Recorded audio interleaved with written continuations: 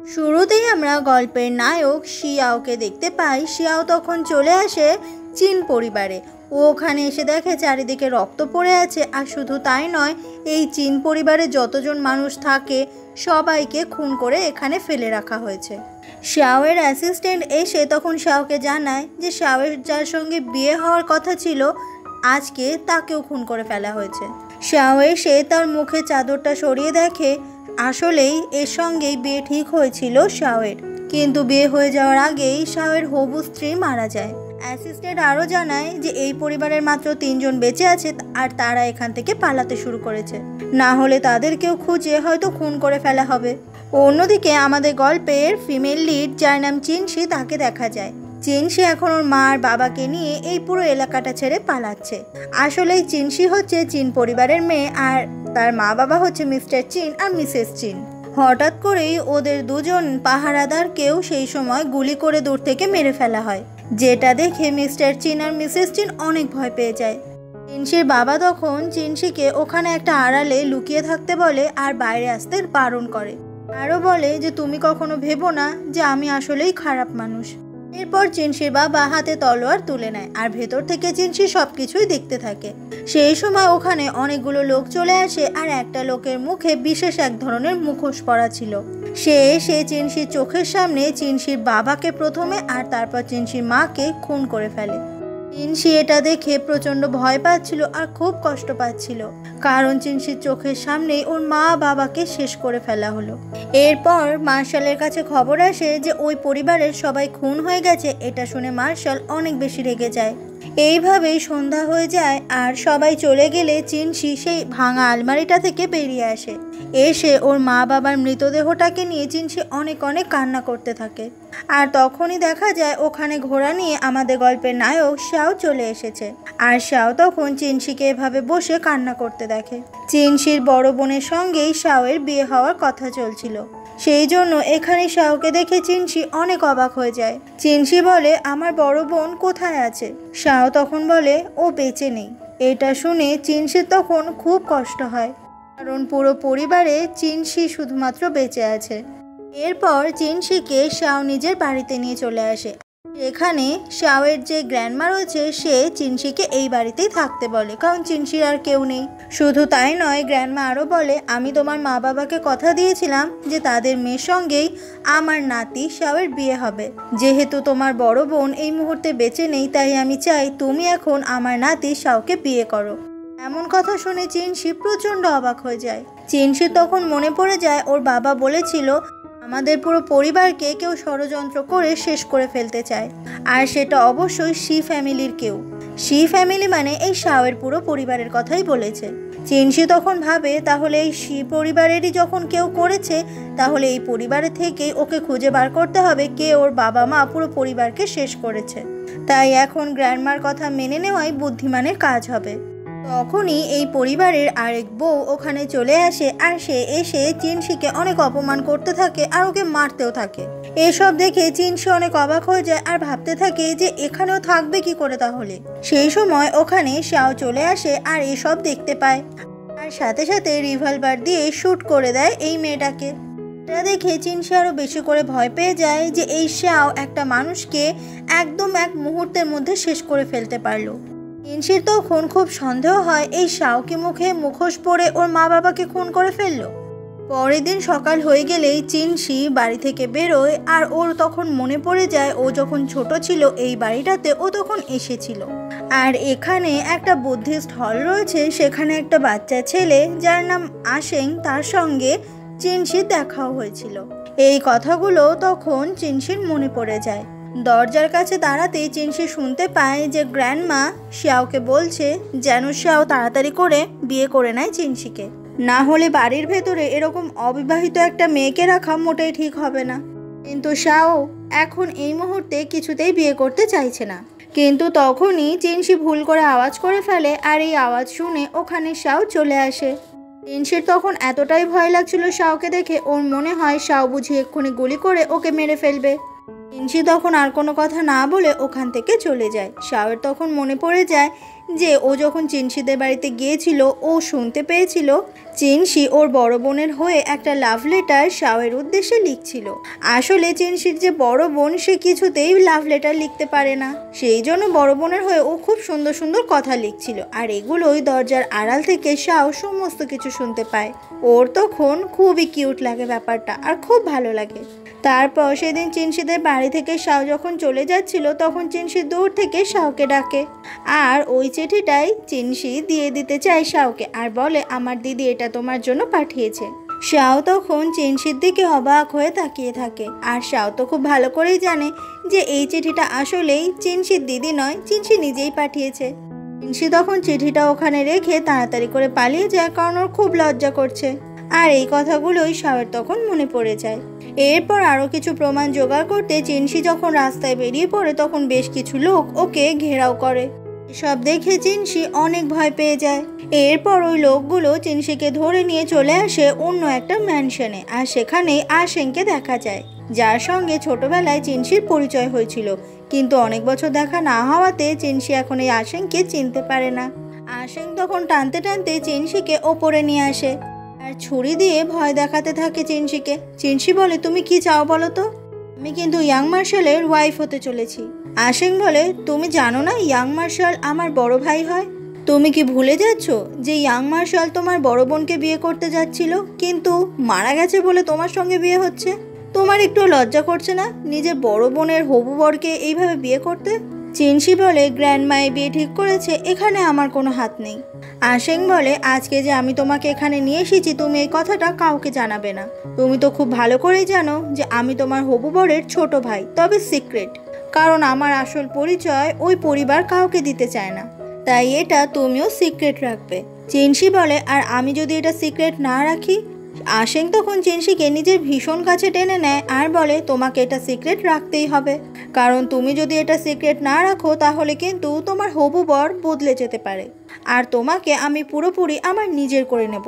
তাই মাথায় ভালো করে রেখো যে আমার আসল পরিচয় তুমি কাউকে কখনোই দেবে না। তখনই আশেং শুনতে পায় যে এখানে ওর বড় ভাই মানে শাও এসেছে দেখা করতে। এরপর আশেং নিচে চলে আসে আর শাওয়ের সঙ্গে কথা বলতে থাকে। আশেং যতই সিক্রেট ব্রাদার হোক না কেন শাও সবসময় আশেংকে খুব ভালোবাসে আর ওর খেয়াল রাখে। কিন্তু আশেংয়ের মনে একটা আক্ষেপ সবসময় থেকে থাকে যে ওই পরিবারের ছেলে হয়েও ও সমস্ত কিছু পাচ্ছে না যেগুলো শাও পাচ্ছে। শাও এরপর চলে গেলে আশেং তখন আবারও ওপরে চলে আসে আর এসে দেখতে পায় ওখানে আর চিনসি নেই। আশেংয়ের তখন মনে পড়ে যায় সেই ছোটবেলাকার কথা। আশেংকে এই বুদ্ধিস্ট হলে পানিশমেন্ট দেওয়ার জন্য বসিয়ে রাখা হয়েছিল আর সেই সময়ই ওখানে চিনসি আসে আর তখনই ওদের দুজনের মধ্যে প্রথম দেখা হয় আর ওরা দুজনে একসঙ্গে গল্প করতে থাকে। আশেংয়ের জন্য চিনসির তখন অনেক খারাপ লাগে কারণ আশেংকে কেউ এই পরিবারের নিজের ছেলের মতো গুরুত্ব দেয় না, সবাই খুব অবহেলা করে। আর সেদিন আশেং চিনসি দুজন মিলে নিজেদের মধ্যে ফ্রেন্ডশিপ করে নেয় আর সেদিন থেকেই আশেং মনে মনে চিনসিকে অনেকটা পছন্দ করতে শুরু করেছিল। এরপর চিনসি চলে আসে ওর সেই বাড়িটাতে যে বাড়িতেও ছোটবেলা থেকে বড় হয়েছে। এখানে এখনো চারিদিকে রক্ত পড়ে আছে। ওখানে একটা ফ্যামিলি ফটো ছিল যেটা দেখে চিনসি খুব কষ্ট পায় কারণ এই ফ্যামিলি ফটোতে বাকি যে তিনজন রয়েছে তারা আর এই দুনিয়াতে নেই। চিনসি তখন ভীষণ ভীষণ কান্না করতে থাকে ছবির দিকে তাকিয়ে। তখনই বাড়িটা সার্চ করে ও একটা কার্ড দেখতে পায় যেটা ছিল একটা শিপিং কোম্পানির। চিনসি তখন নিজেকে প্রমিস করে যে ওর মা বাবা পুরো পরিবারের মৃত্যুর জন্য যে দায়ী তাকে চিনসি শেষ করবেই। এদিন রাত হয়ে গেলে চিনসি আবারও সেই পরিবারে ফিরে আসে আর ওর মনে হয় যে শাওয়ের রুমটা একবার চেক করা দরকার, কারণ ওর সন্দেহ মুখে মুখোশ পরে শাও ওর মা বাবাকে খুন করেছে। চিনসি শাওয়ের রুমে ঢুকে চারিদিকে এটা ওটা তল্লাশি শুরু করে আর তখনই একটা খামের ভেতর থেকে ঠিক একই কার্ড পায় যে কার্ডটা ওর নিজের বাড়ি থেকে পেয়েছিল। এরপর চিনসি যখনই ওখান থেকে বেরোতে যাবে শাও ঠিক তখনই চিনসিকে দেখতে পেয়ে যায়। শাও আসলে এতক্ষণ বাথরুমের ভেতরে ছিল। চিনসি বলে আমি আসলে দরজাটা খোলা দেখেছি তাই ভেতরে এসেছিলাম। শাও বলে কেন এসেছিলে? চিনসি তখন আর কিছু বলতে পারে না। শাও অনেক কাছে এসে বলে বলো কেন এসেছিলে? চিনসি বলে আমি এমনি দেখতে এসেছিলাম, এবার আমি চলে যাচ্ছি। শাও বলে, তুমি এসেছিলেই বা কেন আর চলেই বা যাচ্ছ কেন? তুমি তো গ্র্যান্ডমার কথা শুনেছ, আমার সঙ্গে তোমার বিয়ে হতে চলেছে, তাই তুমি এই ঘরে আসতেই পারো। কথাটা বলে চিনসির কপালে শাও তখন কিস করে। এটা দেখে চিনসি খুব অবাক হয়ে যায় আর বলে, তোমার মুখের দাড়িগুলো অনেক বড় হয়ে গেছে, আমি কি তোমার শেভ করে দেব?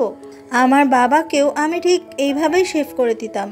এরপর চিনসি ওই খুরটা দিয়ে শাওয়ের মুখের দাড়িগুলো শেভ করে দিতে শুরু করে। শাও বলে, এখন থেকে আমার ঘরে ঢোকার জন্য কারোর পারমিশন নেওয়ার দরকার নেই, তোমার যখন ইচ্ছে হবে তুমি আসতে পারো। কিন্তু চিনসি তো এখনো মনে মনে ভাবছে এই শাও ওর পুরো পরিবারকে শেষ করে ফেলেছে। শেভ করা হয়ে গেলে শাও বলে, তুমি এই পরিবারের নতুন বউ হতে চলেছ, আমি তোমাকে এখনো ভালোবাসতে না পারলেও তোমার প্রতি আমার একটা দায়িত্ব আছে। চিনসি বলে, আমার বড় বোনের সঙ্গে তোমার বিয়ে ঠিক হয়েছিল, তুমি এর মধ্যে কিভাবে আমাকে বিয়ে করতে রাজি হয়ে গেলে? কথাটা বলে চিনসি ওখান থেকে চলে যায়। আর তারপরে ওই দুটো কার্ড হাতে নিয়ে ভাবতে থাকে যে নিশ্চয়ই চিনসির সঙ্গে ওর পরিবারের কিছু তো একটা যোগ ছিল, যে কারণে চিনসি ওর পরিবারকে শেষ করে ফেলেছে। পরের দিন চিনসি চলে আসে ওই মহল্লার একটা পার্টিতে। এরকম পার্টিতে চিনসি আগে কখনো আসেনি। এখানেই আসেন অন্য একটা মেয়েকে খুব ক্লোজ অবস্থায় বসেছিল। তখনই চিনসি চলে আসে আশেংয়ের সঙ্গে দেখা করতে। ওখানে একটা ছেলে ছিল যে চিনসিকে দেখে চিনসির পেছনে লাগতে শুরু করে আর চিনসিকে অনেক অনেক ড্রিঙ্ক করতে বলে, কিন্তু চিনসি কিছুতেই ড্রিঙ্ক করতে চায় না। আশেংয়ের তখন এটা দেখে খুব রাগ হয় আর ওই ছেলেটার হাত থেকে ড্রিঙ্কের গ্লাস ফেলে দেয়। আশেং ছেলেটার মাথায় বন্দুক ঠেকিয়ে বলে, ওর পেছনে লাগার চেষ্টা একদম করবি না, তাহলে আমি তোকে এখানেই শেষ করে ফেলবো।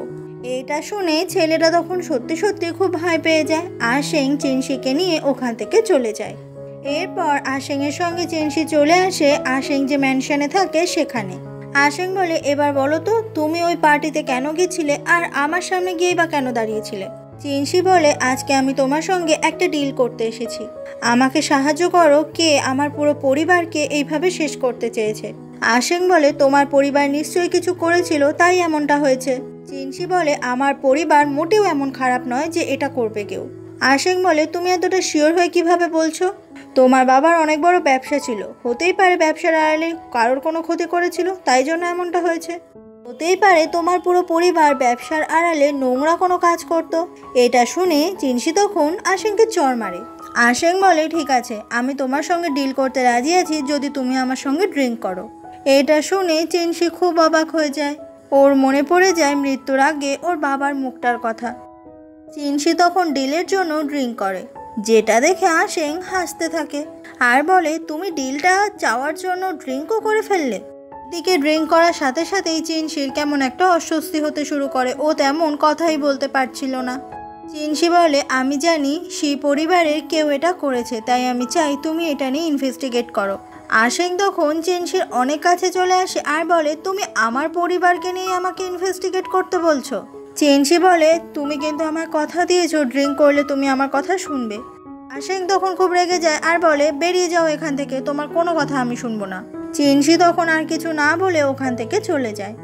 পরের দিন চিনসি শাওয়ের সঙ্গে বেরিয়ে পড়ে। আসলে এই নতুন বাড়িতে চিনসির সেরকম জামা কাপড় ব্যবহার করার জিনিসপত্র কিছুই নেই, তাই সমস্ত কিছু কেনার জন্য চিনসিকে শাও নিয়ে এসেছে। শাও বলে, গ্র্যান্ডমার বয়স হয়েছে, সেই জন্য তার কথা মেনে চলতে আমি বাধ্য হয়েছি। তুমি আগের দিন যে কথাটা বলেছিলে সেই কথাটা আসলে ভুল ছিল। চিনসিকে ওখানে রেখে শাও চলে আসে ওর ভাই আশেংয়ের সঙ্গে দেখা করতে। আশেং বলে, ওই চীন পরিবারের মেয়েটাকে কি তোমার বিয়ে করার খুব দরকার? ওদের পুরো পরিবারটা নিশ্চয়ই এমন কোনো কাজ করেছিল যে জন্য ওদেরকে মেরে ফেলা হয়েছে। ওটা পুরো ক্রিমিনাল পরিবার একটা। শাও বলে, কি বলতে চাইছিস তুই? আশেং বলে, আমি খোঁজ নিয়ে দেখেছি জাহাজে করে যেসব মালপত্র ডেলিভারি হতো ওই চীন পরিবার মাদক দ্রব্য সাথে মেয়ে পাচারের মধ্যেও জড়িত ছিল। ওরকম ফ্যামিলির একটা মেয়ে এই বাড়ির বউ হয়ে আসবে সেটা কিভাবে হয়? বলে, হতে পারে চিনসির বাবা এমন খারাপ মানুষ ছিল, কিন্তু চিনসি এইসব ব্যাপারে কিছুই জানে না, তাই ওর এখানে কোনো দোষ নেই। আশেং বলে, আমি যেটা বলতে চাইছি তুমি কিছুতেই বুঝতে পারছো না। তাও বলে, চীন পরিবারের হয়ে তুই এত খোঁজ খবর নিচ্ছিস কেন? আশেং বলে, কেন নেব না, ও আমাদের বাড়ির বউ হতে চলেছে। তাও বলে, তোকে এত কিছু ভাবতে হবে না, তুই বরং আমার হবু বউয়ের থেকে একটু দূরে থাক, সেটাই তোর জন্য সব থেকে ভালো হবে। কথাটা বলে শাও ওখান থেকে চলে যায়। শাওয়ের প্রতি আশেংয়ের তখন রাগ আরও বেশি বেড়ে যায়। এরপর রাত হয়ে গেলে চেনশি আর শাও একসঙ্গে ফিরছিল, আর ততক্ষণে চেনশির কিছু কেনাকাটা হয়ে গেছে। শাও চেনশির সঙ্গে ভালো করে কথা বললেও চেনশি শাওয়ের সঙ্গে মোটেই ভালো করে কথা বলে না। তখনই শাওয়ের গাড়ির সামনে অনেক গুন্ডারা চলে আসে, যেটা দেখে শাও খুব অবাক হয়ে যায়। শাও গাড়ি থেকে নেমে গেলে ওই গুন্ডাগুলো শাওকে তখন অ্যাটাক করার চেষ্টা করতে থাকে। আর শাও সে যেহেতু ইয়াং মার্শাল, তাই সবার সঙ্গে ও ফাইট করে, আর এভাবেই সবাইকে মেরে ওখানেই শুয়ে দেয়, যেটা দেখে আরও বেশি সন্দেহ বেড়ে যায় চেনশির। একটা মানুষের পক্ষে যদি এতজনকে মেরে ফেলা সহজ হয়, তাহলে হয়তো চেনশি একাই ওর পুরো পরিবারকে শেষ করেছিল। চেনশি তখন গাড়ি থেকে বেরিয়ে আসলে ওখানে একটা লোক চলে আসে যে চেনশিকে গুলি করে। তখন এটা দেখে শাও তখন প্রচণ্ড অবাক হয়ে যায়। চেনশি তখন যন্ত্রণায় মাটিতে লুটিয়ে পড়ে, আর শাও ওই লোকটাকেও তখন সাথে সাথে গুলি করে শেষ করে দেয়। এরপর চেনশির কাছে চলে আসে শাও, আর চেনশি তখন খুবই যন্ত্রণা হচ্ছিল। শাও বলে, তাড়াতাড়ি বাড়ি যেতে হবে আমাদের, তোমার চিকিৎসার খুব দরকার। চেনশি বলে, এর থেকেও অনেক বেশি যন্ত্রণা আমি সহ্য করেছি আমার পুরো পরিবারকে হারিয়ে, তাই আমার এটাতে তেমন কিছুই মনে হচ্ছে না। কথাটা শুনে শাওয়ের বেশ খারাপ লাগে। পরের দিন সকাল হয়ে গেলে চিৎকারের আওয়াজ শুনে শাও তাড়াতাড়ি করে চলে আসে চেনশির রুমে, আর সেখানে এসে দেখতে পায় যে চেনশি খুব চিৎকার করে কান্না করছে আর বলছে, বাবা তুমি তাড়াতাড়ি করে পালিয়ে যাও, না হলে ওরা তোমাকে শেষ করে দেবে। কথাগুলো বলতে বলতে চেনশি অনেক কান্না করতে থাকে, আর শাও তখন চেনশিকে জড়িয়ে ধরে ওকে থামানোর চেষ্টা করে। আসলে চেনশি ঘুমের মধ্যে স্বপ্ন দেখছে, আর সেই জন্যই এমনটা করছে। আর এভাবে শাও শক্ত করে চেনশিকে জড়িয়ে ধরে অনেকটা শান্ত করে ফেলে। তারপরে ডাক্তার আসে, আর ডাক্তার বলে যে চেনশিকে এখন বেড রেস্টে থাকতে, তা না হলে ঘাটা তাড়াতাড়ি শুকাবে না। আসলে শরীর থেকে অনেকটা রক্ত বেরিয়ে গেছে, তাই চেনশি এখন খুবই দুর্বল। আর এইভাবেই বেশ কিছুদিন কেটে যায়। তবে চেনশির জন্য চিন্তা হতে থাকে শাওয়ের, তাই মাঝে মাঝে এসে দেখে যায় যে চেনশি আসলেই ঠিক আছে কিনা। শাও চেনশির গায়ে চাদরটা যখন টেনে দেয়, ঠিক তখনই একটা কাঁচি দিয়ে চেনশি অ্যাটাক করার চেষ্টা করে শাওকে। এটা দেখে শাও অনেক অবাক হয়ে যায় আর বলে, এটা তুমি কি করছো? শাও বলে, তুমি আমার পুরো পরিবারকে শেষ করে দিয়েছো, আমি নিশ্চিত। মানুষ মারা তোমার কাছে কোনো ব্যাপারই না, এক সেকেন্ডও ভাবো না তুমি একটা মানুষকে মারার আগে। তোমার একার পক্ষেই সম্ভব অনেকগুলো মানুষকে এক মুহূর্তের মধ্যে শেষ করে ফেলা। শাও বলে, এসব কথা তোমাকে কে বলেছে? আমি একজন মার্শাল, তাই আমার কাছে এটা কোনো ব্যাপার না। চেনশি বলে, তুমি করেছো, তুমি আমার পুরো পরিবারকে শেষ করে ফেলেছো। শাও বলে, ঠিক আছে বুঝলাম, আমি একজন খারাপ মানুষ, তাহলে ওরা তোমাকে কেন মারার চেষ্টা করলো? এটা শুনে চেনশি খুব অবাক হয়ে যায়। শাও তখন কাঁচিটা আস্তে করে হাত থেকে সরিয়ে নেয়, আর চেনশির তখন হাতে খুব ব্যথা করছিল, কারণ ও অনেকটা প্রেশার দিয়ে ফেলেছিল তাই। শাও বলে, আমি জানি আমাকে তুমি বিশ্বাস করতে পারছো না, তুমি চিন্তা করো না, আমি তোমাকে তোমার পরিবারের হয়ে তদন্ত করতে সাহায্য করব। এইভাবে কিছুদিন যাওয়ার পর চেনশি অনেকটা সুস্থ হয়ে গেলে তখনই ওর সঙ্গে দেখা করতে চলে আসে আশেং। আশেংকে এখানে দেখে চেনশি খুব অবাক হয়ে যায়। আশেং বলে, আমাকে তো তোমার সঙ্গে দেখা করতে আসতেই হতো, তুমি যে আমার সঙ্গে ডিল করেছিলে, তাই আমি ঠিক করেছি যে আমি তোমার সঙ্গে ডিলটা করতে রাজি আছি এখন। চেনশি বলে, আমার আর দরকার নেই সেটার। আশেং বলে, এর মধ্যে তোমার ডিসিশন বদলে গেল? ঠিক সেই সময় ওখানে শাও চলে আসলে আশেং চেনশি থেকে দূরে সরে যায়। আশেংকে এখানে দেখে শাও বলে, তুই এখানে কি করছিস? আশেং বলে, আমি শুনলাম এবাড়ির হবু বউ গুলি খেয়েছে, তাই দেখতে এলাম। শাও চেনশির কাঁধে হাত রেখে বলে, ডাক্তারের কথা মতো চলে চেনশি এখন একদম ঠিক আছে, আমি বিজনেসের কাজে একটু বাইরে যাব কদিনের জন্য। কথাটা বলে শাও ওখান থেকে চলে যায়, সাথে আশেংকেও আলাদা করে ডেকে পাঠায়। আশেংয়ের কলার ধরে বলে, এবার কিন্তু তুই তোর নিজের লাইনটা ক্রস করে ফেললি। আশেং বলে, কিসের লাইন? শাও বলে, আমি তোকে বলেছিলাম ওর থেকে দূরে থাকতে। আশেং বলে, তুই না বদলে গেছিস অনেক, জানিস? একটা মেয়ের জন্য তুই আমার সঙ্গে এইভাবে ব্যবহার করছিস। শাও বলে, এসব নিয়ে তোকে ভাবতে হবে না, আমি তোকে যেটা বলেছি সেটা তুই ভালো করে মাথায় ঢুকিয়ে রাখ। আশেং তখন খুব স্যাড হয়ে বলে, 20 বছর ধরে এই পরিবার থেকে আমি দূরে রয়েছি, এই পরিবারের ছেলে হওয়া সত্ত্বেও তুই সব কিছু পেয়েছিস, আমি কিচ্ছু পাইনি, তবুও আমি নিজের মতো খুশি থাকার চেষ্টা করেছি, আর এত বছর পরে তুই আমার সঙ্গে এরকম ব্যবহার করছিস। এই কথাগুলো বলে আশেং ওখান থেকে চলে যায়। পরের দিন সকাল হয়ে গেলে শাও চেনশির জন্য ওষুধ নিয়ে আসলে শাওয়ের হাত থেকে চেনশি ওষুধ খেতে চায় না। শাও বলে, তুমি এখনো আমাকে সন্দেহ করছো? শাও তখন চেনশির সামনে বসে আর বলে, আমার দিকে তাকাও। চিনশি শাওয়ের দিকে তাকালে শাও বলে, তোমার মনে হয় আমি তোমায় মিথ্যে কথা বলছি? তোমার মনে হচ্ছে তোমার পরিবারকে আমি শেষ করেছি? আমি কেন তোমার পরিবারকে শেষ করব? কথাটা বলে শাও চিনশির হাত ধরলে চিনশি হাতটা সরিয়ে নেয়। তার মানে চিনশি এখনও শাওকে পুরোপুরি বিশ্বাস করছে না, যেটা দেখে শাওয়ের তো খুবই খারাপ লাগে। চিনশি কিছু না বলে ওখান থেকে চলে যেতে লাগলে শাও কিছুতেই চিনশিকে দরজাটা বন্ধ করতে দেয় না। শাও বলে, তোমার বড় বোনের সঙ্গে বিয়ে ঠিক হয়েছিল সেটা আমার গ্র্যান্ডমা ঠিক করেছিল, আমি নিজে থেকে করতে চাইনি। তোমার বড় বোনের হয়ে তুমি যে চিঠিটা লিখে দিয়েছিলে সেই চিঠিটা পড়ে আমার খুব ভালো লেগেছিল, কারণ ওই চিঠিতে তোমার নিজের মনের কথাগুলো ছিল। চিনশি তখন কিছু না বলে দরজাটা বন্ধ করে দেয় আর বলে, তুমি এসব কী কথা বলছো? আমার বড় বোনের সঙ্গেই কিন্তু তোমার বিয়েটা হতো। তুমি এতটা খারাপ কিভাবে হতে পারো? যার সঙ্গে তোমার বিয়ে হওয়ার কথা ছিল তারই ছোট বোনকে তুমি বিয়ে করছো? তোমার মন পাথরের তৈরি হলেও আমার নয়। শাও তখন আর কোনো কথা না বলে ওখান থেকে চলে যায়। দিনই রাত হয়ে গেলে চিনশির জন্য খাবার নিয়ে আসে শাও। চিনশি বলে, আমি তোমাকে সকালে অতগুলো কথা বললাম, তবু আমার ওপর তোমার রাগ হলো না? শাও বলে, তোমার ওপর রাগ করে আমি কি করব? চিনশি বলে, তুমি আমাকে বকা দিতে পারতে। শাও বলে, তুমি যদি নিজের ভুলটা বুঝতে পারো তাহলে তুমি নিজে থেকেই আর এমন করবে না। কথাটা বলার পরে চিনশিকে খাইয়ে দিতে যখনই যায় শাও, তখন চিনশি শাওয়ের হাত থেকেই খায়। এমনই একদিন চিনশি যখন রুমের ভেতর ছিল তার আগে থেকেই শাও ওখানে বসে আছে, আর হঠাৎ করে শাওকে দেখে চিনশি ভীষণ ভয় পেয়ে যায়। চিনশি বলে, তুমি এখানে কি করছো? শাও বলে, আমি আমার ফিয়ান্সের জন্য আজকে গিফট নিয়ে এসেছি। শাও তখন চিনশির অনেক কাছে চলে আসে আর গিফটটা দিয়ে দেয়। শাও বলে যে গিফটটা এনেছি তোমার পছন্দ হয়েছে কিনা অবশ্যই জানিও। শাও তখন চিনশির মাথার চুলে যে ক্লিপটা লাগানো ছিল সেটা ঠিক করে দেওয়ার চেষ্টা করে, কিন্তু ও কিছুতেই পারছে না, কারণ মেয়েদের কোনো জিনিস এইভাবেও আগে কখনো ব্যবহারই করেনি। তখন শাওয়ের দিকে চিনশি অবাক হয়ে তাকিয়ে থাকে। শাও বলে, তুমি হয়তো আমাকে এখনো সেইভাবে বিশ্বাস করতে পারোনি, কিন্তু আমি তোমার পুরো পরিবারকে মারিনি। কথাটা বলে শাও তখন চিনশির অনেক কাছে চলে আসে, কিন্তু চিনশি আবারও শাওকে দূরে সরিয়ে দেয়। শাও বলে, আমি আর তোমার কাছে কখনো আসবো না। কথাটা বলে ওখান থেকে শাও চলে যায়। পরের দিন সকাল হয়ে গেলে চিনশির মেয়ের যখন চিনশিকে রেডি করাচ্ছিল, ওর তখন কালকে শাওয়ের বলা কথাটা মনে পড়ে যায়। চিনশি বুঝতে পারছে না আসলেই শাওকে বিশ্বাস করা ঠিক হবে কিনা। কিছুক্ষণ পরে শাও ওখানে চলে আসে চিনশির কাছে, আর চিনশি এখন চাইছে শাও যেন ওর কাছাকাছি থাকে, সেই জন্য কানের দুল এগিয়ে দিয়ে বলে, তুমি কি এটা আমাকে পরিয়ে দিতে পারবে? এটা দেখে শাও একটু কনফিউজড হয়ে যায়, কারণ ও বলেছে ও কখনো চিনশির কাছে যাবে না, কিন্তু তবুও চিনশি বলছে যখন পরিয়ে তো দিতেই হবে। কিন্তু এটা শাওয়ের কাছে অনেক কঠিন, কারণ ও কোনোদিনও আগে কোনো মেয়ের কানে দুলই পরায়নি। চিনশি তখন শাওয়ের দিকে অবাক হয়ে তাকিয়ে থাকে, আর এভাবেই শাও চিনশিকে দুলটা পরিয়েও দেয়। এরপর শাও আর চিনশি ওরা দুজন মিলে চলে আসে একটা বিজনেস পার্টিতে। তখনই ওয়ান ওয়ান নামের একটা মেয়ে এসে ছুটতে জড়িয়ে ধরে শাওকে। এটা দেখে চিনশি খুব অবাক হয়ে যায়।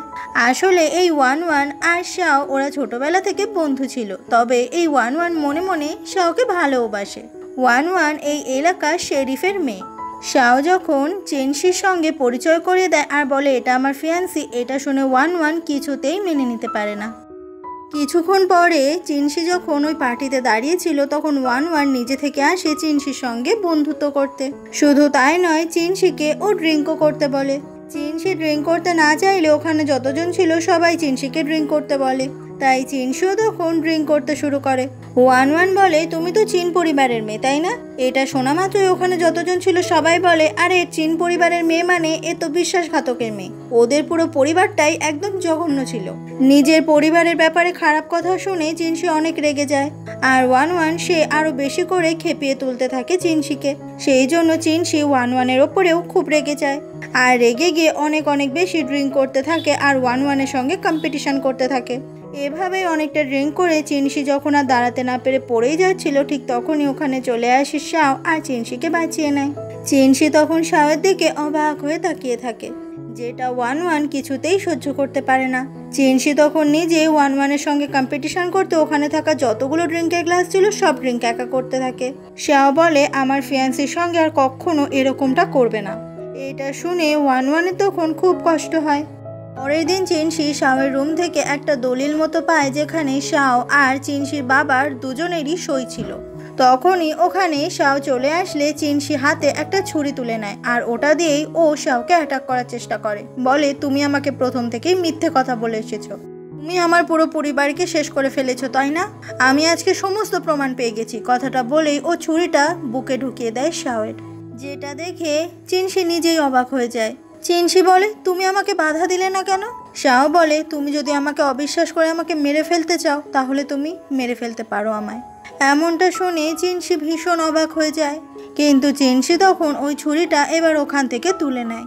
শাও তখন খুব কষ্ট পেয়ে বলে, তাহলে এতদিন ধরে আমি এত কিছু করলাম, তবুও তুমি মনে মনে আমাকেই কালপ্রিট ভাবতে। চিনশি তখন কান্না করতে করতে বলে, আমি তোমার ঘর থেকে একটা দলিল পেয়েছি যেখানে তোমার আর আমার বাবার দুজনের সই রয়েছে। তোমাদের দুজনের মধ্যে নিশ্চয়ই কোনো ব্যবসায়িক কিছু চলছিল, সেই ব্যাপারে কেন তুমি আমাকে এতদিন বলনি? যাও, তুমি ডাক্তারের কাছে যাও আর নিজের চিকিৎসা করাও। শাও তখন আর কিছু না বলে ওখান থেকে চলে যায়। তবে শাওয়ের বুকে এইভাবে ছুরি ঢোকানোর জন্য চিনশির তখন অনেক কষ্ট হচ্ছিল। এরপর চিনশি মন খারাপ করে বসে থাকে আর ওর মনে পড়ে যায় সত্যি সত্যি তো শাও ওর পাশে সব সময় ছিল। শাওয়ের এমন কিছু দেখে ওর মনে হয়নি যে শাও আসলে খুব খারাপ মানুষ। সেদিনই কিছুক্ষণ পরে চিনশি চলে আসে শাওয়ের কাছে আর এসে তারপর ওই টেবিলেই বসে পড়ে। শাও বলে, তোমার নিশ্চয়ই এখন গিল্ট ফিল হচ্ছে। চিনশি কোনো কথার উত্তর দেয় না আর ওখানে থাকা খাবার খেতে থাকে যাতে ও শাওয়ের পাশে বসে থাকতে পারে। শাও বলে, আমি তোমার কথা ভাবলাম, তুমি নিশ্চয়ই আমার থেকে কিছু একটা লুকানোর চেষ্টা করছো। চিনশি বলে, হ্যাঁ। শাও বলে, চিন্তা নেই, আমি তোমাকে জিজ্ঞাসা করব না, তোমার যখন মনে হবে তুমি নিজে থেকেই আমাকে বলো। চিনশি তখন শাওয়ের দিকে তাকিয়ে ভাবে যে এই মানুষটা কি সত্যিই খারাপ। এরপরে শাও কাজে বেরোবে বলে ওখান থেকে যখনই চলে যাচ্ছিল ওকে তখন ডাকে চিনশি। চিনশি তখন হাতে একটা ছাতা নিয়ে একটু একটু করে শাওয়ের দিকে এগিয়ে আসে আর শাও তখন চিনশির দিকেই তাকিয়েছিল। চিনশি বলে, বাইরে বৃষ্টি হচ্ছে, ছাতাটা নিয়ে যাও, ভিজে গেলে তোমার আরও শরীর খারাপ হবে। শাও বলে, নিজেই বুকে ছুরি মারছো আবার নিজেই যত্ন করছো। চিন্তা নেই, আমি আসল সত্যিটা খুঁজে বের করব আর সবার কাছে প্রমাণ করে দেব তোমার পরিবার আসলেই নির্দোষ। কথাটা বলে শাও ছাতাটা নিয়ে ওখান থেকে চলে যায়। পরের দিন চিনশি শাওকে নিয়ে চলে আসে বন্দুক চালানো শেখানোর জন্য, কারণ চিনশির ওপর যখন তখন হামলা হয় আর ও যদি বন্দুক চালাতে জানে তাহলে ও নিজেকে রক্ষা করতে পারবে সেই জন্য। কিন্তু চিনশি আবার বন্দুকে ভীষণ ভয় পায়, তাই ও ভালো করে পারছিলই না। সেদিন রাত হয়ে গেলে চিনশি আর শাও একসঙ্গে ডিনার করতে বসে আর এখন চিনশি একটু একটু করে শাওকে বিশ্বাস করতে শুরু করেছে। এমনই একদিন একটা ফাইট করতে গিয়ে শাও গায়ে অনেক আঘাত পায়, অনেক জায়গায় কেটেও যায় আর এটা দেখতে পেয়ে যায় চিনশি। তবে এতটা কাটা জায়গা দেখে চিনশিরও তখন খুব ভয় লাগছিল ওষুধ লাগাতে। শাও বলে, এই পরিবারের কেউ ভীতু নয় আর এই দুনিয়ায় ভীতু হলে চলবে না, না হলে সবাই শেষ করে ফেলবে। কথাটা বলে শাও নিজেই ওখান থেকে চলে যায়। শাও এসে ঘরে সেই সময় বসে ড্রিঙ্ক করতে শুরু করে। তখনই ওর পেছন পেছন চিনশিও ওখানে চলে আসে আর তারপরে সাহস করে চিনশি যখনই ওষুধ লাগাতে শুরু করে তখন শাওয়ের তো খুবই জ্বালা করছিল। চিনশি বলে, কেন, তুমি নাকি ভীতু নও, তাহলে জ্বালা পোড়াও সহ্য করো। শাও তখন চিনশির দিকে তাকিয়ে এমন ভাব নিতে থাকে যেন ও আসলেই অনেক সাহসী আর এসবে ওর একদমই জ্বলছে না। এরপর চিনশি যখন ওখান থেকে উঠে যাচ্ছিল শাও তখন চিনশির হাত ধরে নিজের ভীষণ কাছে টেনে নেয়। এমনটা দেখে চিনশি তো প্রচণ্ড অবাক হয়ে যায়।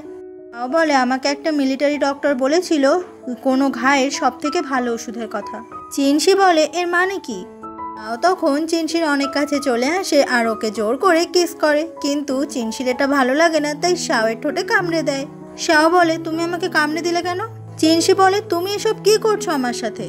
শাও তখন চিনশিকে আবারও জোর করে কিস করে, কিন্তু চিনশির এবারও ভালো না লাগায় ও ধাক্কা দিয়ে সরিয়ে দেয় শাওকে। শাও বলে, তুমি কেন সবসময় আমাকে দূরে সরিয়ে রাখো?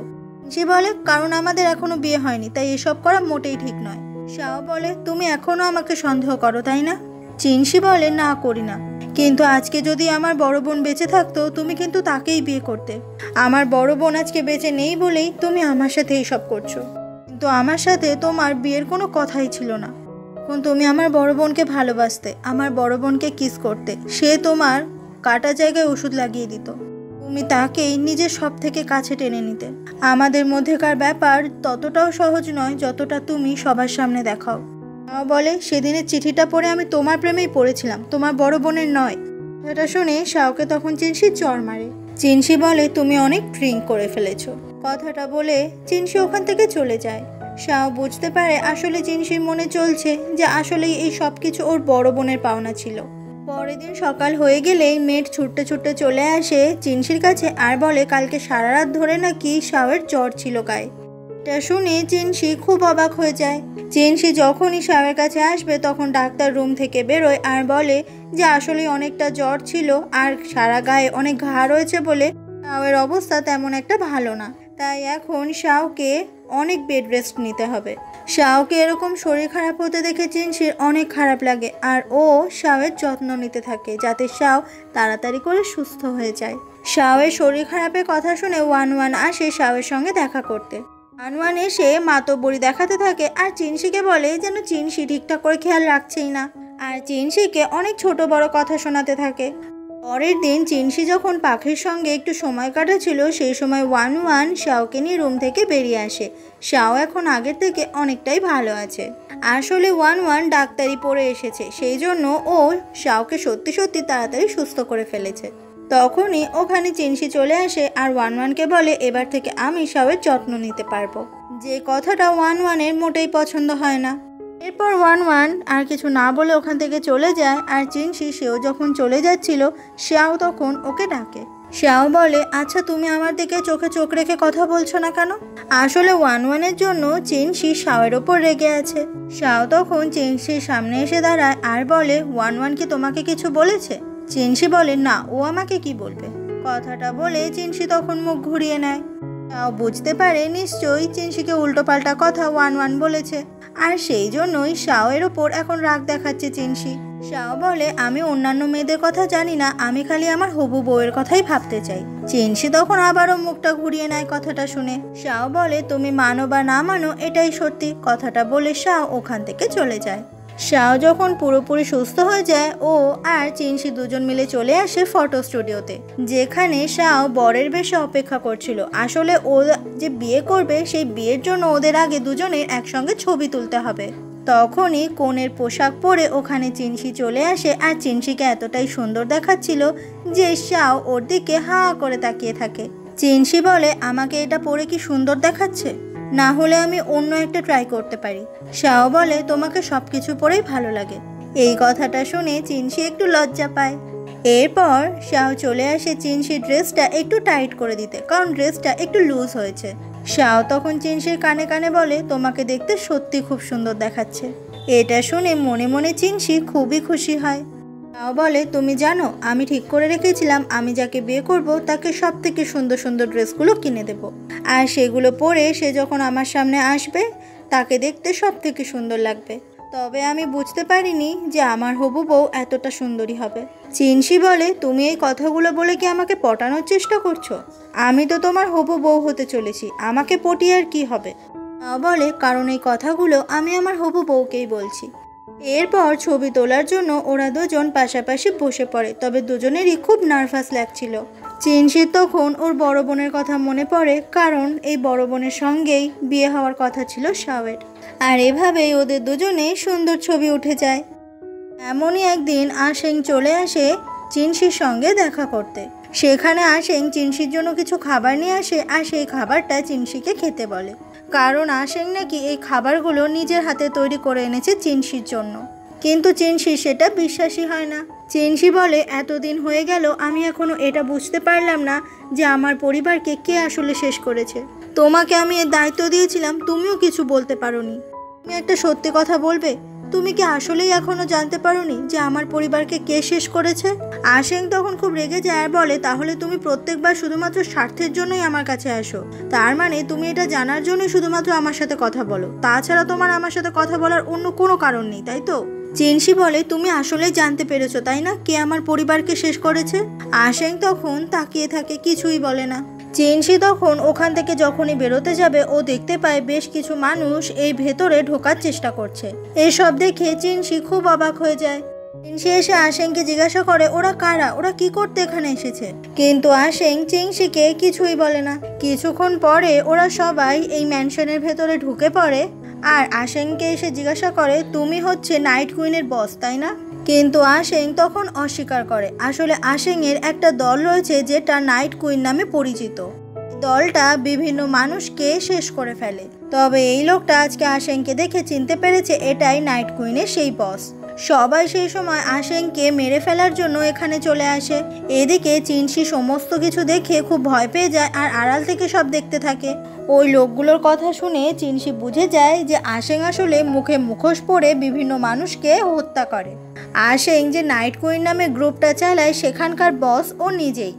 এসব শুনে চিনসি তো একদম অবাক হয়ে যায় আর বুঝতে পারে সেদিন মুখে মুখোশ পরে আসলে চিনসি ওর মা আর বাবাকে ওর সামনে শেষ করে ফেলেছিল। চিনসি তখন আশেংয়ের কাছে আসে আর বলে, এটা তুমি আমার মা বাবাকে শেষ করে ফেলেছ। আশেং তখন স্বীকার করে যে হ্যাঁ, আমি শেষ করে ফেলেছিলাম। আশেং তখন একটা ছুরি চিনসির দিকে এগিয়ে দেয় আর বলে, শেষ করে ফেলো আমাকে, আমি তোমার পরিবারকে শেষ করে ফেলেছি না। চিনসি তখন খুব কান্না করে আর বলে, কেন করলে তুমি আমার সঙ্গে এমন? কেন আমার পরিবারটাকে তুমি একদম শেষ করে ফেললে? আশেং বলে, ওইসব ছাড়ো, তুমি আমাকে শেষ করে ফেলো, আমি তোমার শত্রু। কিন্তু চিনসি নিজের হাতে একটা মানুষকে খুন করতে পারে না, যতই সে তার মা আর বাবাকে শেষ করে ফেলুক না কেন, কারণ চিনসি মানুষ খুন করতে শেখেনি। চিনসি বলে, এরপর যদি তুমি কখনো আমাকে বিরক্ত করেছো, সেদিন আমি তোমাকে শেষ করে ফেলবো। কথাটা বলে চিনসি ওখান থেকে চলে যায়। সেদিন রাতে বাড়িতে ফিরে চিনসি অনেক ড্রিঙ্ক করতে থাকে, কারণ ও কখনো ভাবেইনি আশেং এত বড় খারাপ একটা মানুষ হবে। এমনই একদিন শাওকে দেখা যায় ও যখন কাজ করছিল ঠিক সেই সময় 1-1 আসে শাওয়ের কাছে। আর আজকে 1-1 নিজের মনের কথা শাওকে জানিয়ে দেয় যে ছোটবেলা থেকে ও শাওকে মনে মনে ভালোবেসে এসেছে, তাই শাও যেন 1-1কেই বিয়ে করে। 1-1 কিছুতেই মেনে নিতে পারবে না শাও ওর চোখের সামনে অন্য কাউকে বিয়ে করুক।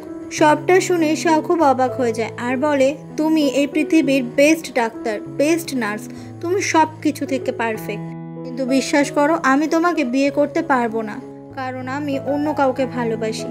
1-1 বলে, অনেকেই তো একটার বেশি বিয়ে করে, তারা ভালোও আছে, তুমি প্লিজ ওর পাশাপাশি আমাকেও বিয়ে করো। শাও বলে, সরি 1-1, আমি একজনকে ছাড়া দ্বিতীয় জনকে বিয়ে করতে কখনোই পারবো না। আমি বেঁচে থাকতে দ্বিতীয় বিয়ে কখনোই করছি না। তোমাকে কষ্ট দেওয়ার জন্য অনেক সরি, কিন্তু আমার কিছু করার নেই। কথাগুলো শুনে 1-1-এর তখন অনেক কষ্ট হয়। অন্যদিকে চিনসিকে দেখা যায় ও তখন শুয়েছিল। ঠিক তখনই ওর কাছে শাও আসে। শাও এসে চিনসির হাতটা ধরে ওর দিকেই তাকিয়ে থাকে, কারণ শাও সত্যি সত্যি মনে মনে চিনসিকে অনেক বেশি ভালোবেসে ফেলেছে। তখনই শাও দেখতে পায় যে চিনসির আসলে গাটা খুব গরম, মানে চিনসির অনেক জ্বর এসেছে। পরের দিন সকাল হয়ে গেলে চিনসির যখন ঘুম ভাঙে ও দেখতে পায় ও হসপিটালের বেডে শুয়ে আছে। হসপিটালের রুমের বাইরে যখনই চিনসি বেরোয়, বাইরে ওরই অপেক্ষায় বসে আছে শাও। তবে শাও তখন ঘুমিয়ে গেছে। চিনসির তখন খুব খারাপ লাগে যে এই শাওকে ভুল বুঝে ও কতই না অপমান করেছে, কতই না কষ্ট দিয়েছে, কিন্তু শাও সে তো সত্যি সত্যি খুবই ভালো মানুষ। চিনসি এসে তখন শাওয়ের পাশে বসে আর ওর দিকেই তাকিয়ে থাকে। এই মানুষটার সঙ্গে চিনসি অনেক অন্যায় করেছে, আর সেই দিনগুলোর কথা ভাবলে চিনসির নিজেরই এখন ভীষণ কষ্ট হচ্ছে। এরপর শাওয়ের আঙ্কেলকে দেখা যায়, যে আঙ্কেল এত বছর পর সম্পত্তির লোভে আবারও এই সিটিতে ফিরে এসেছে আর সবার আগে আশেংয়ের সঙ্গে যোগাযোগ করে, কারণ এই আঙ্কেল খুব ভালো করে জানে যে এই কাজ সে একা করতে পারবে না, তাই আশেংয়ের থেকে হেল্প চায়। আর শুধু তাই নয়, এখানে আসার আগে অলরেডি চিনসি আর ওর যে মেড রয়েছে তাদের দুজনকে কিডন্যাপ করে নিয়ে আসা হয়, কিন্তু এদেরকে যে কিডন্যাপ করে রাখা হয়েছে এটা আশেংয়ে মোটেই চাইছে না। যতই হোক আশেং মনে মনে চিনসিকে একটু হলেও ভালোবাসে, কিন্তু এই আঙ্কেল এত বদমাশ লোক, সে আশেংকে বলে, তুমি যদি আমার প্রস্তাবে রাজি না হও তাহলে আমি এদের দুজনকেই শেষ করে ফেলবো। আমি খোঁজ নিয়ে এসেছি যে চিনসির প্রতি তোমার একটু ফিলিংস আছে। আশেংয়ের কাছে এখন আর কোনো উপায় নেই ওর আঙ্কেলের কথা শোনা ছাড়া, না হলে তো চিনসিকে শেষ করে ফেলবে। এরপর একটা জেলখানায় ওদের দুজনকে বন্দি করে রাখা হয় আর আশেং চিনসির দিকেই অবাক হয়ে তাকিয়ে থাকে।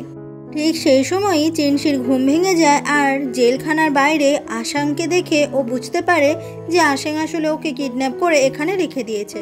চিনসি বলে, খোলো বলছি এই দরজাটা, আমাকে এক্ষুনি বেরোতে দাও। আশেং বলে, তুমি প্লিজ এখানে কটা দিন থেকে যাও। চিনসি বলে, তুমি এক্ষুনি দরজা খোলো, আমি বাড়ি যাব। আশেং বলে, কোন বাড়ি যাবে?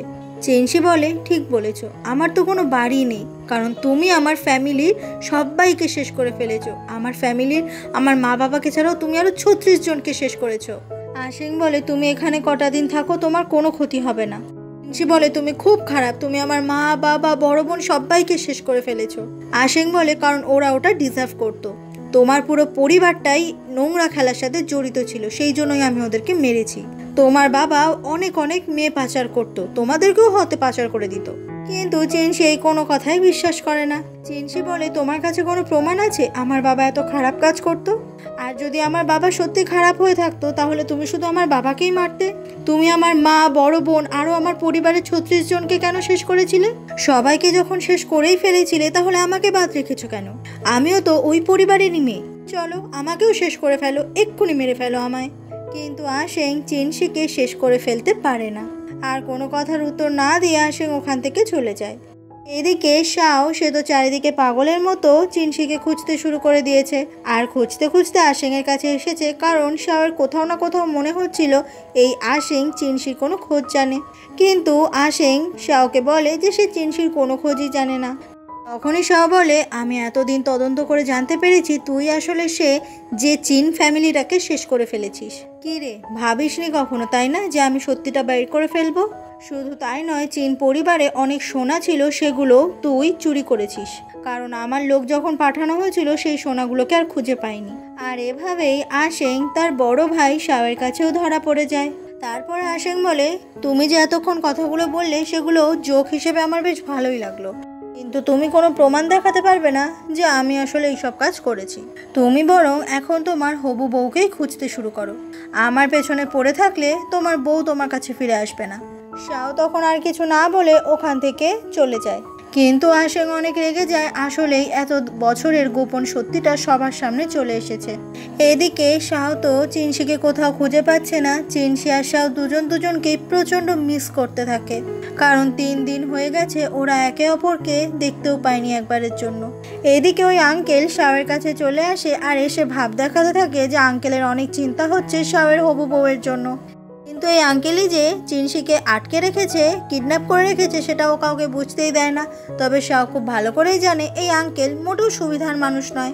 শাওয়ের আঙ্কেল বলে, আমার মনে হয় এখন তোমার মনের অবস্থা ভালো নয় শাও, তুমি বরং সমস্ত দায়িত্বটা আপাতত আমার কাছে দিয়ে দাও, আমি এখনই সব কিছু সামলাই। তারপর সব কিছু ঠিক হয়ে গেলে তুমি আবার তোমার দায়িত্ব নিয়ে নিও।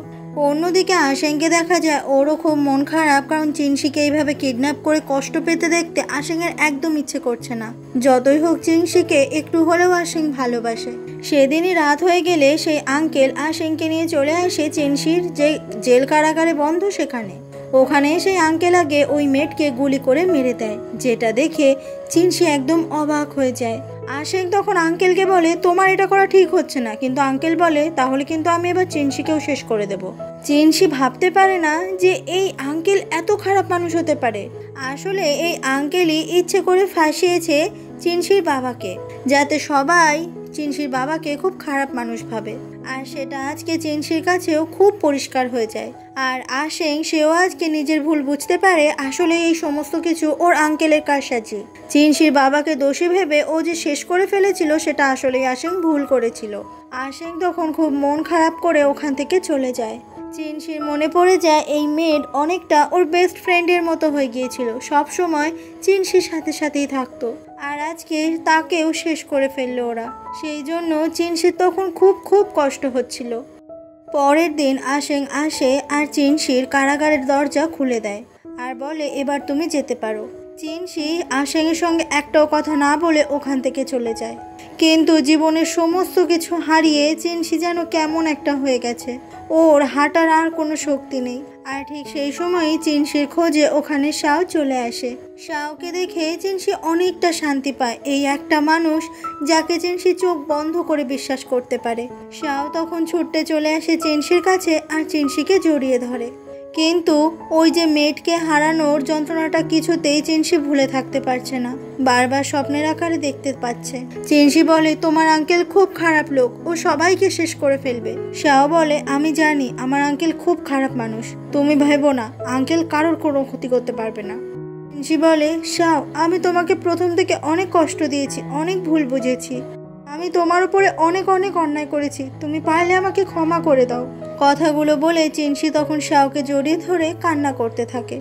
পরের দিন সকাল হয়ে গেলেই শাও রেডি হয়ে যায়, কারণ আজকে ওকে কিছুদিনের জন্য একটা কাজে দূরে যেতে হবে। কিন্তু চিনসির এখন খুব মন খারাপ লাগছিল শাওকে দূরে পাঠাতে। যদি শাওকেও ও হারিয়ে ফেলে তাহলে চিনসি কী নিয়ে বাঁচবে। কিন্তু শাওকে যে কাজে যেতেই হবে, এখানে বসে থাকলে হবেই না। শাও তখন চিনসির খুব কাছে আসে আর চিনসিকে কিস করে। আর এই প্রথমবার চিনসি শাওকে একটুও বাধা দেয় না। শাও বলে, তুমি চিন্তা করো না, আমি অবশ্যই ফিরে আসব। এরপর চিনসিকে গুড বাই জানিয়ে শাও ওখান থেকে চলে যায়। চিনসির তখন খুব কষ্ট হচ্ছিল, খুব চিন্তা হচ্ছিল শাওয়ের জন্য। এরপরে শাওয়ের আঙ্কেলকে তুলে আনে আশেং, কারণ এই আঙ্কেলের জন্য আশেং অনেক অনেক ভুল করেছে। এই আঙ্কেল চিনসির বাবাকে দোষী প্রমাণ করে সবার কাছে খারাপ করেছে, আর সেই জন্যই আশেং নাইট কুইনের বস হওয়ার জন্য খুন করে ফেলেছিল চিনসির বাবাকে। তার মানে এই আঙ্কেলই বাধ্য করেছিল এমন কাজ আশেংকে করাতে, আর সেই জন্যই আশেং আজকে তার নিজের আঙ্কেলকেই শেষ করে ফেলে। এভাবেই 1 মাস পরের ঘটনা দেখানো হয়। শাও বিজনেস ট্রিপ থেকে আবারও ফিরে আসে, আর শাওকে ফিরে পেয়ে চিনসি সে তো দারুণ খুশি, কারণ ওরা দুজনকে অনেক অনেক মিস করেছে এতদিন ধরে। চিনসি শাওকে একটা জায়গায় বসায়, কারণ চিনসি আজকে শাওয়ের ছবি আঁকবে। চিনসি যতক্ষণ শাওয়ের ছবি আঁকছিল, শাও ততক্ষণ চিনসির দিকে অবাক হয়ে তাকিয়েছিল। আর এভাবেই চিনসির ছবি আঁকা শেষ হয়ে যায়, আর ছবিটাও শাওয়ের অনেক অনেক পছন্দ হয়। এখন শাওয়ের সঙ্গে সময় কাটালে চিনসির অনেক অনেক ভালো লাগে। এরপরে ওরা দুজন মিলে চলে আসে একটা গাড়ির ভেতরে, আর সেখানে এসে ওরা দুজনে একে অপরের সঙ্গে গল্প করতে থাকে। চিনসি বলে সে এতদিন ধরে শাওকে অনেক অনেক মিস করেছে। যে কথাটা শুনে শাও অনেক খুশি হয়ে যায়, কারণ চিনসির ভালোবাসা পেতে তাকে অনেক অনেক দিন অপেক্ষা করতে হয়েছে। তখনই শাও একটু একটু করে চিনসির কাছে সরে আসে আর চিনসিকে কিস করে। আর চিনসি সে এবার একটু বাধা দেয় না আর সরিয়েও দেয় না। চিনসিও তখন শাওকে কিস করতে থাকে। আজকে শাও অনেক খুশি, কারণ অবশেষে ও চিনসির থেকে নিজের ভালোবাসা পেয়েছে। সেদিন রাত হয়ে গেলে চিনসি যখন ঘরে শুয়ে পড়েছিল, ঠিক তখনই শাও আসে ওর কাছে। আসলে আজকে চিনসি খুব করে চাইছিল শাও যেন ওর কাছাকাছি আসে, আর সেই জন্যই খুব সুন্দর করে সেজে গুজে যেন অপেক্ষা করে বসে আছে। শাও বলে, তুমি যদি এখন আমার বিছানায় এসে এইভাবে শুয়ে থাকো, তাহলে আমি কোথায় শোবো? চিনসি বলে, তোমার ইচ্ছে, তুমি কোথায় শোবে। এটা শুনে শাও তখন চিনসির দিকে তাকিয়েই থাকে। শাও তখন চিনসির কাছে সরে আসে আর চিনসিকে কিস করতে থাকে। আর এটাই হচ্ছে ওদের দুজনের প্রথম রোম্যান্টিক নাইট। এরপর দেখা যায় শাও আর চিনসি দুজনের বিয়ের দিনটা চলে আসে। আজকে ওদের দুজনের ফাইনালি বিয়ে হতে চলেছে। যেখানে এই বিয়েটা করতে ওরা দুজনের কেউই চায়নি, সেখানে আজকে ওরা খুব খুশি মনে একে অপরকে বিয়ে করছে। আর ঠিক এরকমই সুন্দর একটা সিন দেখানোর সাথে সাথে আজকে আমাদের গল্পটা শেষ হয়ে যায়। গল্পটা তোমাদের কেমন লাগলো সেটা অবশ্যই কমেন্ট বক্সে জানাবে, আর ভিডিওটা ভালো লেগে থাকলে সেটা অবশ্যই লাইক করে দিও। আর এমনই সুন্দর সুন্দর ভিডিও পেতে হলে আমার চ্যানেলটাকে কিন্তু সাবস্ক্রাইব করতে একদমই ভুলো না। সিডিউসিং গ্রেগ পালমার সেকেন্ড পার্ট খুব তাড়াতাড়ি আসছে, মানে আর 2-3 দিনের মধ্যেই চলে আসছে। তোমরা আর কিছুক্ষণ ওয়েট করে যাও, তাহলেই তোমরা পেয়ে যাবে সিডিউসিং গ্রেগ পালমার সেকেন্ড পার্ট। আমি পুরো ভিডিওটা একটা গোটা ভিডিওতে আপলোড করে দেবো, যাদের যাদের দেখা হয়নি তারাও দেখে ফেলতে পারবে। তো আজকের জন্য বাই, নেক্সট ভিডিও খুব তাড়াতাড়ি আসছে।